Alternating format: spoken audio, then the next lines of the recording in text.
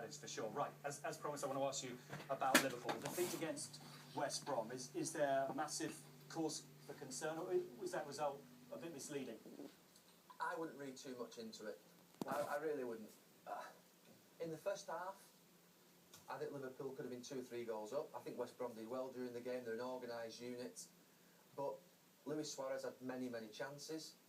I think the goal is a freak goal from Gear. If that happens in any week, then you're in trouble. And then the sending off happens, and you go down to 10 men. And then you put some really un-Liverpool-like mistakes there through Agger, Skirtle, Carragher. And you've got really a bit of a, what I would call, there's no pattern to that. That's not usual for these types of players.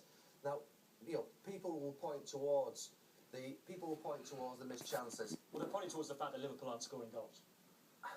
That is an issue. That is an issue. That's something that Brendan Rodgers will have to overcome. And you know, everything's sort of pointing towards Luis Suarez. I actually thought some of his play on Saturday was fantastic. But just a little thing here. It's a mentality thing. It's Stuart Downey, who's not in the greatest goal-scoring form.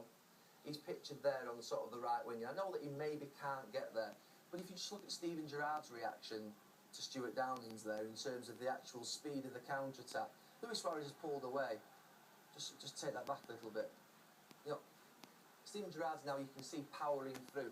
What Liverpool have to do, they've got Alan, you know, Lucas, they've got Stuart Downing. These players are not what you'd call goal scorers, but they've got to develop a mentality where every time that ball goes forward, they think they're going to score a goal. Suarez, I have to say, is persistent. I think he is slightly wasteful at time, but he's not the concern. He will score 12, 15, 18 goals this season.